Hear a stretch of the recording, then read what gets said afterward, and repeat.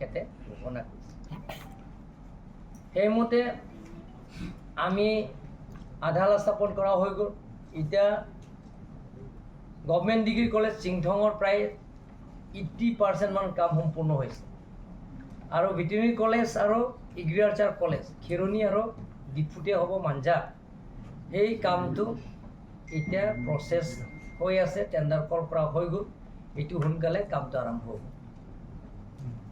গতিকে আপোনালোকৰ চাওক, পোনপ্ৰথমবাৰ কাৰ্বি আংলঙৰ ৰাস্তা পদূলি বহুত বেয়া, আপোনালোকে জানে। নেশ্যনেল হাইৱেটো ৰাস্তা খুব অৱস্থা বেয়া। বোকাজান গ'লে একদম বহুত ৰাস্তাটো বেয়া। অসম চৰকাৰৰ পৰা আমাৰ মেৰামতিটো দিয়া হৈছে, কিন্তু আমি দাবী কৰি আছোঁ আৰু লিখিত হিচাপে দিছোঁ, ৰিটাৰ্ণ দিয়া হৈছে। সেই ৰিটাৰ্ণ দিয়াটো আমি নেশ্যনেল হাইৱে 4 লাইন হ'ব লাগে বুলি কৈছে। আৰু বৰ্তমান চিফ মিনিষ্টাৰ ডক্টৰ হিমন্ত বিশ্ব শৰ্মাও এই লেটাৰ প্ৰেৰণ কৰিছে আৰু সৰ্বানন্দ সোণোৱাল ডাঙৰীয়াও তেখেতেও লেটাৰ দিয়া হৈছে।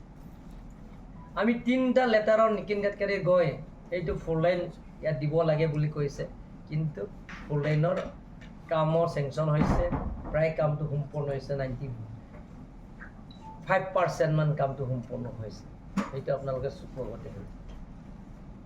পোনপ্ৰথমবাৰ অসমত এটা ৰাজনীতি ইতিহাস বা অসমৰ ডেভেলপমেণ্টৰ ইতিহাস আপোনালোকে চাওক। অসমৰ এইমছত কেতিয়াও হোৱা নাই। তেখেতৰ দিনতে এইমছত আধাৰ স্থাপন হৈছে আৰু এইমছৰ উদ্বোধন কৰা হৈছে।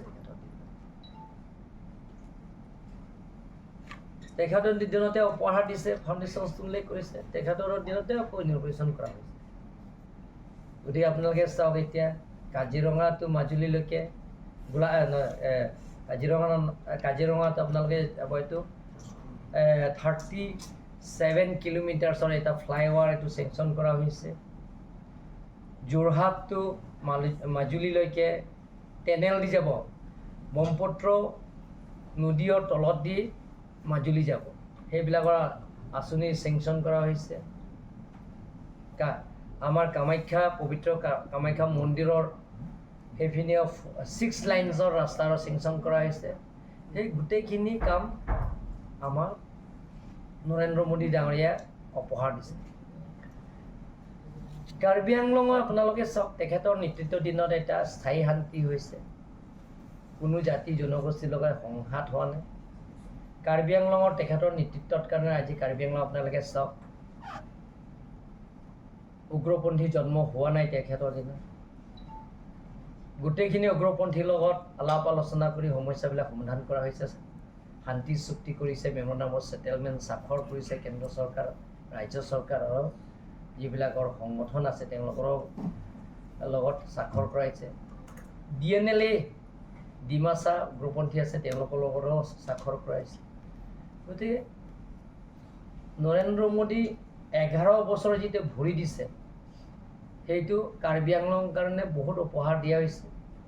আৰু তেখেতে দিয়া বহুত আঁচনি এতিয়া আছে, তেখেতে দিম বুলি কৈছে।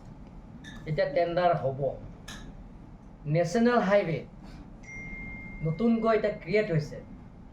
নেশ্যনেল হাইৱে 627 নীলি,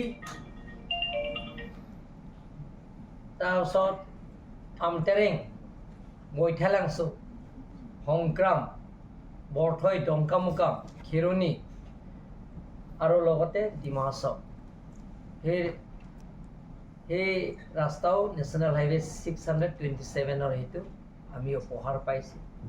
2 মাহৰ ভিতৰতে তেখেতে টেণ্ডাৰ কল কৰিম বুলি কৈছে নীতিন গাডকাৰীয়ে। প্ৰাইম মিনিষ্টাৰ অফিচৰ পৰা আহিছে বুলি কৈছে, যিটো আমি মেমৰেণ্ডাম প্ৰেৰণ কৰিছোঁ, সোনকালে টেণ্ডাৰটো কল কৰিব লাগে। গতিকে এনেধৰণৰ তেখেতৰ আঁচনি দিয়া বহুত আছে। আৰু আগন্তুক দিনত আমাৰ কাৰ্বি আংলঙৰ যিমানখিনি সমস্যা আছে, কেন্দ্ৰ চৰকাৰৰ পৰা যিটো পাবলগীয়া আঁচনিবিলাকৰ সেইটো পাব। আপোনালোকে চিন্তা কৰিব নালাগে। বুলি যোৱা লোকসভা নিৰ্বাচনৰ আগে আগে আমি লগ কৰি আহিছোঁ। আমাৰ দৰসিং ৰংহাং ডাঙৰীয়া, বিদা সিং লেং ডাঙৰীয়া আৰু অনাৰেবল চিফ মিনিষ্টাৰে আমাক লৈ গৈছে, আৰু হৰেণ সিং বি ডাঙৰীয়া আছে, অমৰ সিং বিশ্ব ডাঙৰীয়া আছে, যে কাৰ্বি আংলঙৰ বহুতো সমস্যাবিলাকত পূৰণ কৰাৰ স্বাৰ্থত অনাৰেবল চিফ মিনিষ্টাৰ আমাক লৈ গৈছে। আৰু প্ৰায় 25 মিনিটৰ সময় দি আমি দিয়া মেমৰেণ্ডামৰ গোটেইখিনি চাইছে আৰু আমিও কৈছোঁ আৰু লগতে আমাৰ honourable chief minister doctor Himanta Biswa Sarma ডাঙৰীয়াও তেখেতে গোটেইখিনি বহলাই কৈছে। Chief minister doctor Himanta Biswa Sarma তেখেতে এপইণ্টমেণ্ট লৈ দিয়া হৈছে আৰু গোটেইখিনি আমাক একমডেট কৰিছে।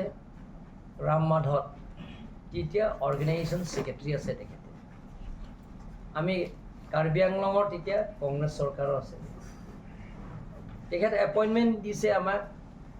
মই প্ৰথমে 15 মিনিট গোটেইখিনি কাৰ্বি আংলঙৰ সমস্যা মই অৱগত কৰিলোঁ। মেমৰেণ্ডাম আকাৰ দিয়া হৈছে। সেই গোটেই দিয়াৰ পিছত তেখেতে আমাক 45 মিনিট দিয়া হৈছে।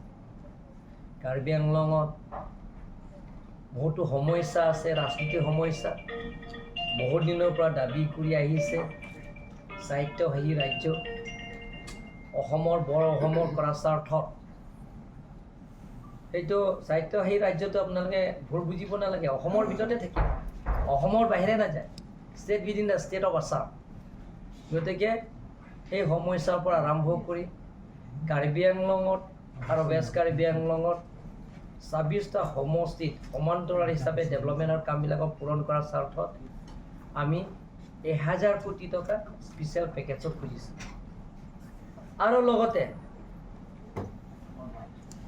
কাৰ্বি আংলং 6টা মিলিটেণ্ট গ্ৰুপছত সেই গ্ৰুপবিলাকত আলাপ আলোচনাৰ মাজতে সমস্যাটো সমাধান কৰিব লাগিব, শান্তি চুক্তি কৰিব লাগে বুলি আমি দাবী কৰি আছোঁ।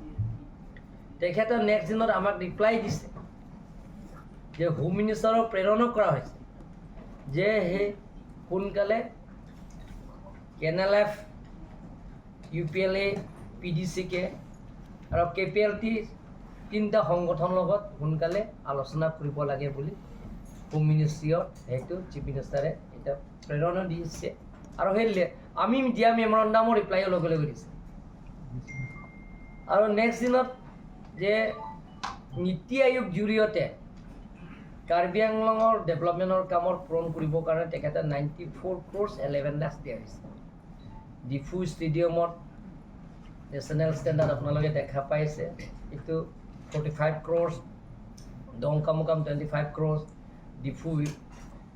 ডিফু ৰিভাৰ বিউটিফিকেশ্যন এনেধৰণৰ কিছুমান আঁচনি আমি গ্ৰহণ কৰিছোঁ। Total 94 crores 11 lakhs। আজিলৈকে কোনো প্ৰাইম মিনিষ্টাৰে কাৰ্বি আংলঙৰ 62 আমি 1952 23 জুনে আমি পাইছোঁ 62 ডিষ্ট্ৰিক্ট কাউন্সিল। এতিয়া আছে United Mikir Hills and North Cachar Hill District. আৰু ডিষ্ট্ৰিক্ট পোৱাটো আমি 1952 17 নৱেম্বৰ পাইছোঁ, কিন্তু কাউন্সিল পাইছোঁ, ডিষ্ট্ৰিক্ট কাউন্সিল পাইছোঁ 1952 23 জুন 23। তেতিয়া বহুতো প্ৰাইম মিনিষ্টাৰ আহিছে গৈছে, কিন্তু আজিলৈকে স্পেচিয়েল পেকেজ হিচাপে বিশেষ পুঁজি হিচাপে আমাৰ কাৰ্বি আংলঙৰ কাৰণে আজিলৈকে মই দেখা নাই, শুনা নাই আৰু ৰেকৰ্ড নাই পুঁজি দিয়া। কিন্তু প্ৰথমবাৰ ভাৰতৰ জনপ্ৰিয় প্ৰধানমন্ত্ৰী নৰেন্দ্ৰ মোদী ডাঙৰীয়াই কাৰ্বি আংলঙৰ কাৰণে 94 crores 11 lakhs উপহাৰ দিয়া হৈছে। গতিকে আমি কাৰ্বি আংলং ৰাইজৰ হৈ আমি সকলো জাতি জনগোষ্ঠীৰ হৈ তেখেতক ধন্যবাদ দিছোঁ। প্ৰথমবাৰ আগতে কাৰ্বি আংলঙত মইতো তেতিয়া আছিলোঁ দংকামুকাম কাৰ্বি ছাত্ৰ সন্থা আছিলোঁ। দংকামুকাম নিৰ্বাচন প্ৰচাৰ কৰিবৰ কাৰণে আহিছে আমাৰ ডক্টৰ মনমোহন সিং, আগত প্ৰধানমন্ত্ৰী। কিন্তু তেতিয়া একো আঁচনি দিয়া নাই, একো ডিক্লেয়াৰো কৰা নাই, একো ঘোষণা কৰা নাই নিৰ্বাচনত। কিন্তু বৰ্তমান প্ৰধানমন্ত্ৰী নৰেন্দ্ৰ মোদী ডাঙৰীয়া তেখেতে কাৰ্বি আংলঙৰ আহিছে, আমিও নিমন্ত্ৰণ কৰিছোঁ। প্ৰায় 7 লাখ মান গোট খাইছে। নিৰ্বাচনৰ কাৰণে তেখেতে অহা নাই, কাৰ্বি আংলং আহিছে। তেখেতে আঁচনি দিবৰ কাৰণে আহিছে। কি আঁচনি দিছে তেখেতে? যে তেখেতে আধালা স্থাপন কৰিছে veterinary college, agriculture college, government degree college. তেখেতে ফ্ল'ৰিং থিপি আহি আধাৰলৈ স্থাপন কৰিছে আৰু তেখেতে কৈছে যিকোনো খবৰৰ বাবে যোগাযোগ কৰক 7099017330 লগতে 7099017110 নম্বৰত।